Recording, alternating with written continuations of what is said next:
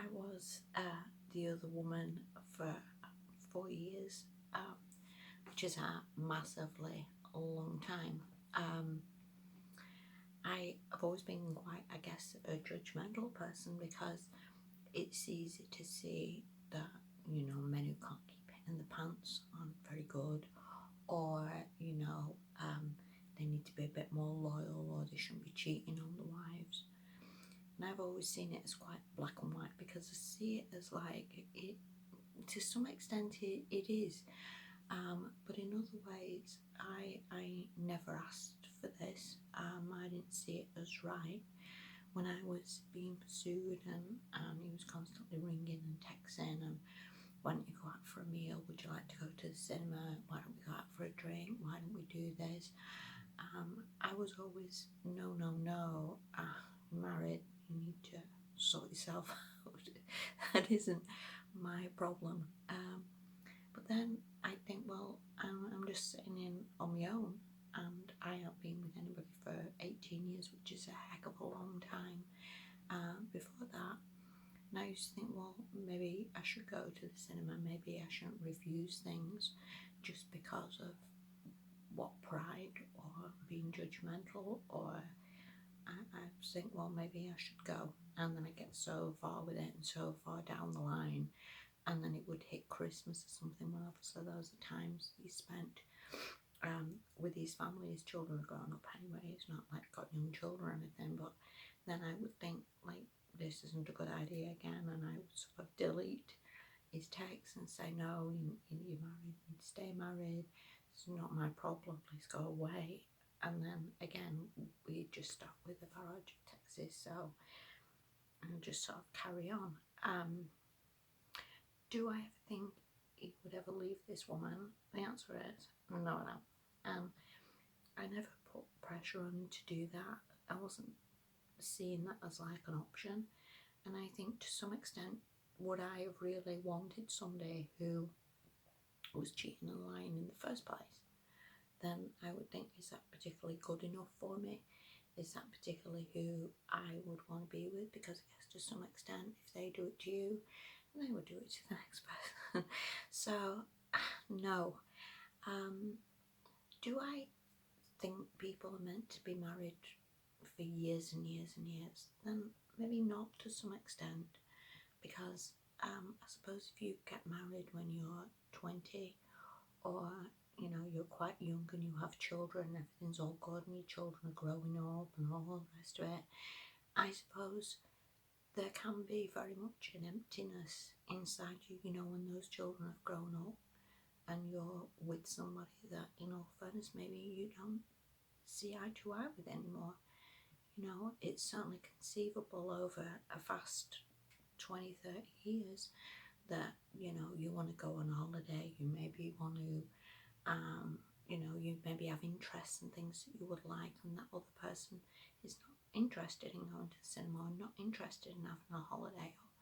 And you can be very lonely in relationships that you're just with somebody that you maybe don't want to be with. And I think a lot as well, people are very, very tied to things, aren't they, for financial reasons. It's not that easy to just walk away and buy yourself another house, or do what you want to do. People get stuck, that, especially women, I suppose, when they're only working part-time or whatever, or as man's a provider. It is such a big hole sometimes that people have that is difficult to get out of. And also, like I say, maybe we're not meant to be with somebody for all that time, because obviously over time the passion goes. I've been with people for many, many years myself, where over time you just don't fancy that person anymore, where that other person's put weight on, or that other person stopped caring, or that other person doesn't treat you like you're special anymore. And I guess to some extent it's quite easy to become sort of part of the furniture, isn't it? And feel like unappreciated or unloved. And I think for everybody, we all want to be loved and we all want to feel special. And I've so always envied the people who husbands have come on and bought them a bunch of flowers or bought them some chocolates, or and just made them feel with a little bit of effort that you do still love. And a lot of the time you can get into relationships where it's so far from that. And also, in all fairness, people end up in relationships where they feel very abused and very, again, neglected. And I think you can sort of see why people have affairs. You can sort of see, I guess, how this would come about. What I want to say also, I mean, I don't know any details of this marriage. He never said to me, she's this or she's that. He never criticised this woman. And to some extent, I wouldn't have wanted him to, because I think, from my point of view, I don't want to be joining in with, yeah, she is a bad person, because she's done this to you or said that, or then I don't want to be that person who's just joining in and criticising somebody who I don't even know, because that could be so far from the truth. And also, I don't know how many times he's ever had affairs or how many times he's ever done this, which again could be quite a lot, or maybe that's just it. Also, maybe from a pride point of view, that he maybe never discussed anything. Maybe from a pride point of view, he thought he didn't want to come off as some sad person who, was trapped with somebody who didn't understand him or whatever. Or again, just from ego, or maybe just needed love or a bit of, compassion, or I don't know. It's a hard one. I guess there's a lot of reasons why people would do that. A lot of reasons why people maybe feel that that's justified. But from my point of view, it never sat right. I never rang him or texted him or did anything really to pursue this. Again, from my point of view, because I was 18 years on my own, it was nice that somebody rang me, and it was nice that somebody bought me presents for my birthday. It was nice that I got things for Valentine's, so there was some good to it.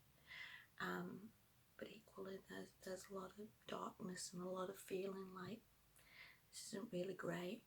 And I used to think, like, I wonder what she would think if she found out, and how she would feel. And equally, was she even seeing someone else herself? Because I honestly don't know that neither. I don't even know what this woman looks like. She could very well have been having loads of affairs herself for over many, many years. So, I don't know. It's so easy to be judgmental of people's lives, isn't it? And I guess, from a marriage point of view, I honestly think it would be better if there was some sort of like 5-year review or something, where you actually had an appointment to go and sit down and say, are you happy with this? Are you okay to continue? And then you would say yeah or no. Because again, I think people get stuck massively, and that's such a damn shame. And maybe we're not meant to be stuck at the same marriage with the same person. Maybe same as we're not meant to be stuck at the same job or living in our own same house forevermore. Maybe again, life is supposed to be about moving and trying different things, and we're supposed to be constantly all evolving, aren't we? We're not necessarily supposed to be stuck in some sort of Groundhog Day. So I don't know. I'd be very, very interested to hear other people's opinions on this, really, and what they feel about it, and how, if they've actually done it or they've been the person who's wrong, because that'd be quite interesting. But please, no hate.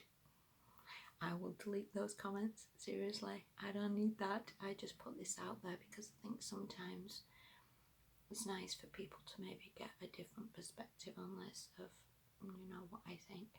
So thank you for watching. Have a nice day. Bye bye.